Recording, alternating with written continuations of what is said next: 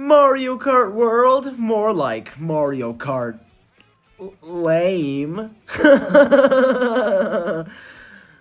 My wife left me. After a long and grueling wait, Sonic Racing Crossworlds has finally been released to the public for all that it has to offer. And when I say I've been playing this game extensively, I mean it. I've gone through almost every mode this game has, been in all the cups multiple times, and played online with my friends.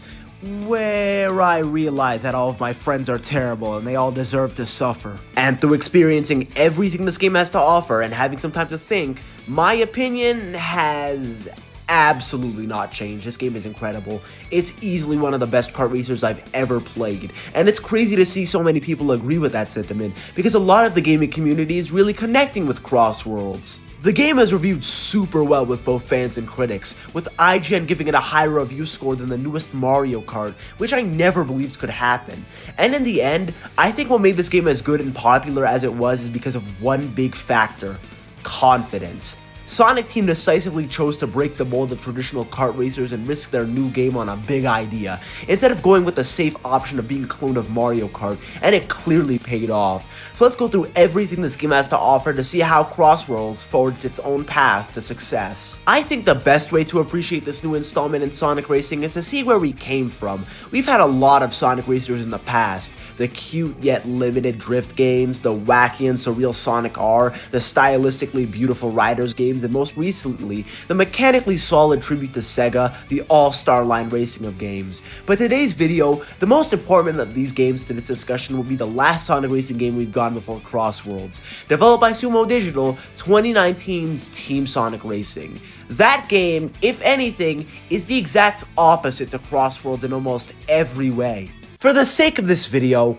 I went back and replayed TSR, and to be honest, it's alright. Mostly well designed, technically sound, and overall decent racer, but in the end it became pretty forgotten, and when remembered it just kinda passed off. And I think there's one big reason as to why it failed in the long run.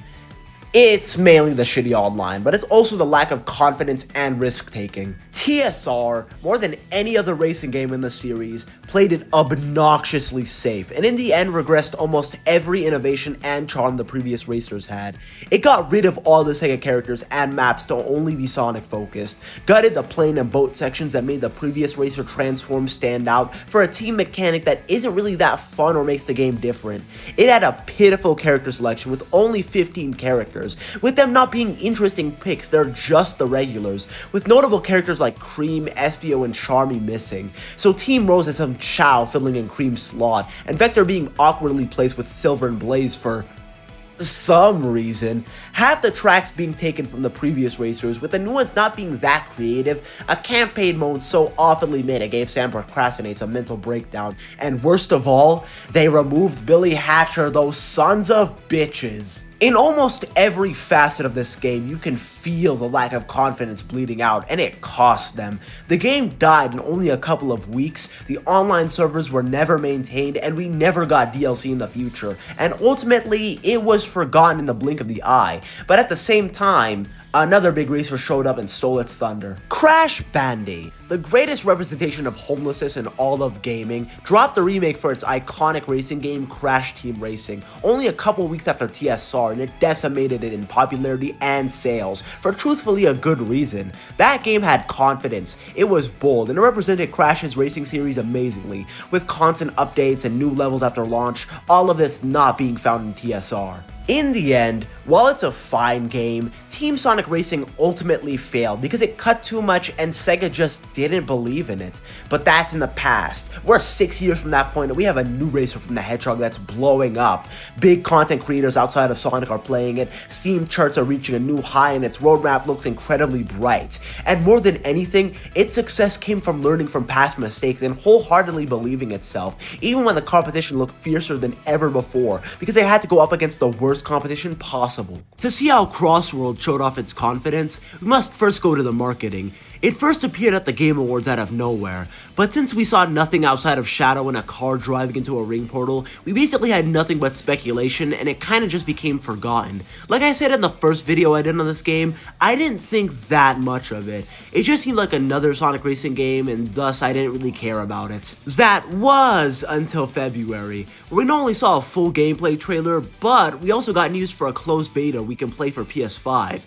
This was big, especially coming from this series, where we usually don't get true news until long after the first announcement, but the fact the public could get their hands on this showed how much they were confident in this game to let people play it this long before release. This is very much unlike TSR, where that game's marketing consisted of music and oh, did I mention more music? Impressions to this beta were incredibly positive, with critiques being listened to and responded to by Sega, and the general excitement was incredibly high. I'm sure there's absolutely nothing that can stop this game now.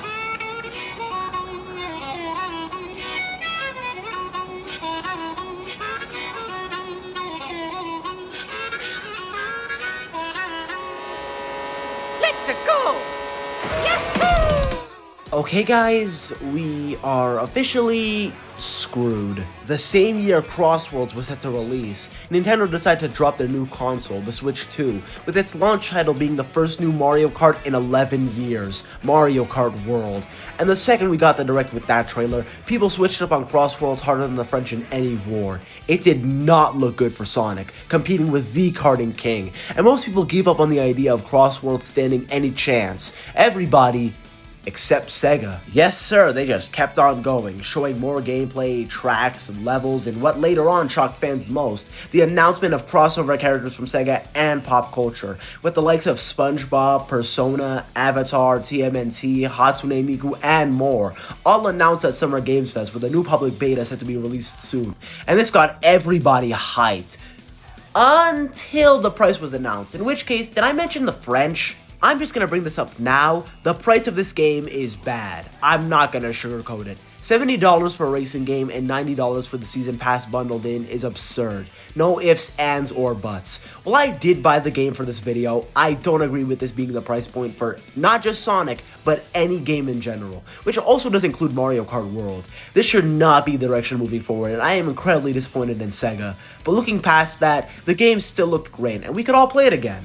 The open beta released shortly before the game came out, and like the previous version, impressions were extremely positive.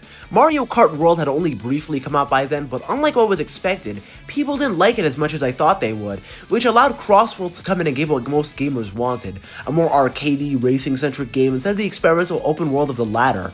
And for the first time, it felt like Sonic had a chance at taking down the Titan. Which finally brings us to now. Crossworlds has released and is being lauded by the gaming community, reviewing super well with a seemingly bright future ahead of it with DLC. So now let's truly see if Sega's confidence paid off, and go into depth on when this game succeeds and fails. Like any game, Crossworlds controlling nicely is the make or break. Controls of the coup de grace, the big kahuna, the 6 feet under, sleeping with the fishes, you talking to me, forget about it! Yo, I got distracted, my bad G. To make a long story short, this game controls magnificently. I played around with every vehicle type, and even where I preferred some to others, I still think the base controls are excellent.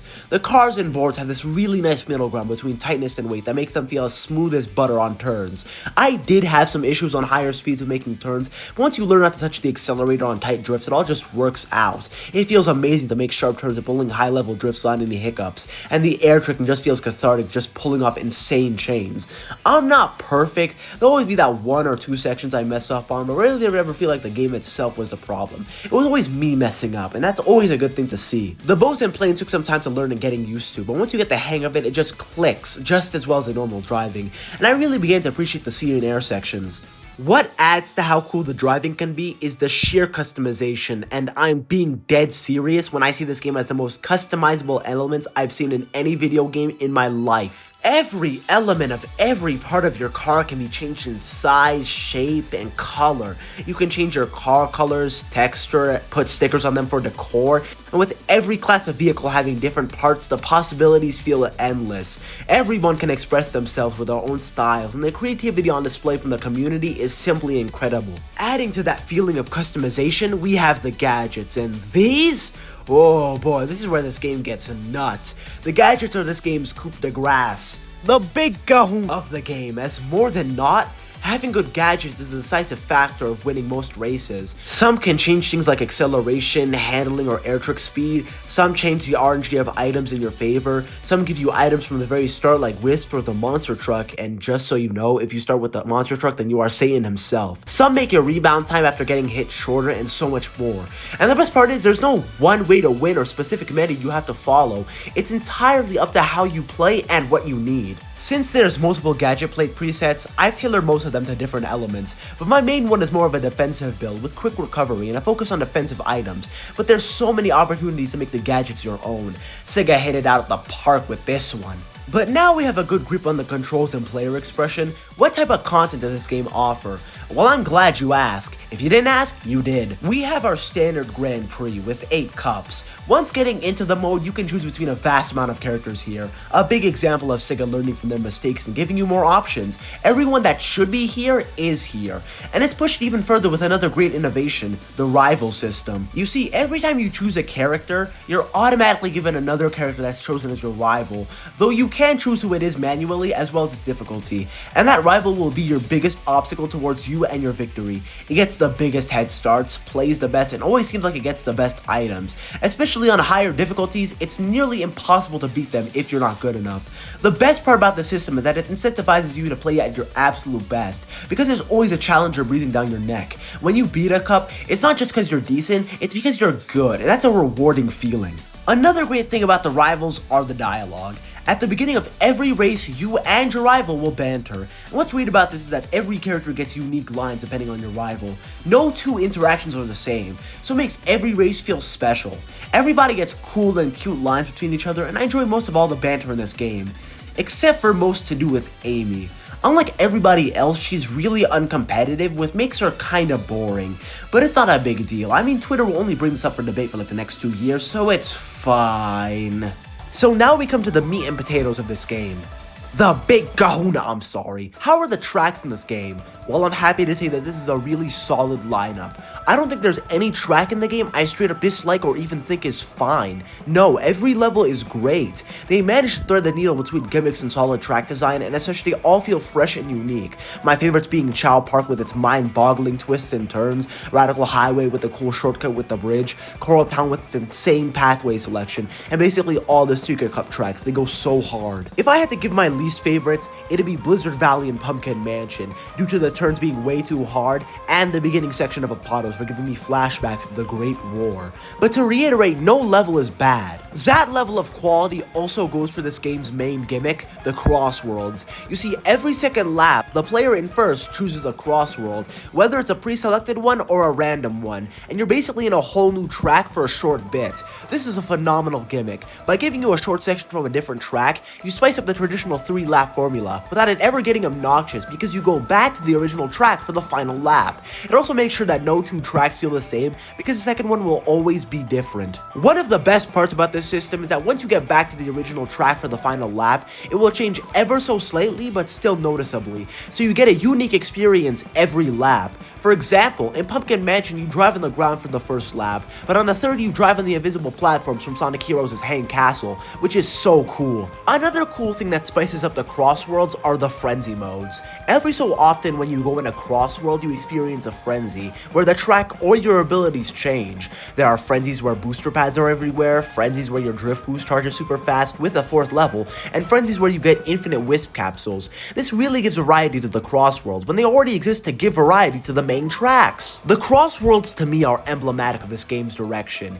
Instead of just doing the same old like previously, they went all in on a gimmick that could have been annoying, but instead it turned out to work in their favor, making this one of the best Grand Prix I've seen in any kart racer. Now let's move into what's unlockable and the other modes. Once beating all the cups, you unlock supersonic speed. This game's variant of 200cc, and whoa is it fast, especially after turning on the dynamic camera, in which case it just becomes acceleration itself as you drive at Mach 10. And after beating every rival once, you get supersonic, who's the definition of a wind bun, as he's basically impervious to everything. Now going over to the other modes, you have Race Park, which is a collection of several special modes revolving around teams. teams. In here, your rivals are cyberized versions of the main cast, and once beating them, you get some cool gear. It's pretty fun, if not kinda gimmicky. I especially enjoy the ones where you cap your partners for boosts. Then you have the time trials, which are pretty simple 3-lap rounds where you try to gain the best times. The most interesting parts about this mode are the fact you can play Crossworlds with 3 laps, and when you do, you begin in this cool little hub before driving into and out of the Crossworld,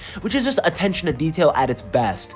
Also, the S ranks are super hard to get. Then there's online. You have the option of private or public ranked matches with either normal rules or custom matches like the race park modes. So far it's been pretty smooth with rare hiccups. The fact that there's crossplay is a really cool feature too. The only thing to note are the festivals, which are forced race park modes with a cool theme online. I like these, but I really hate how normal online lobbies are inaccessible until the festival ends. That really sucks. And finally, the friendships. Screw the friendships! The ticket amounts to even get decent loot are more exorbitant than my rent. I'm not doing this. So that's all Crossworlds has to offer, at least for now. It's such an interesting sight to see Sonic getting such a giant victory, and it's all because they chose to do something bold and new and not stick to the basic formula. I hope this direction comes for later games and onward, and Crossworld gets a very long lifespan. If you came this far, make sure to like and subscribe, and I'll see you all soon. Hipster out.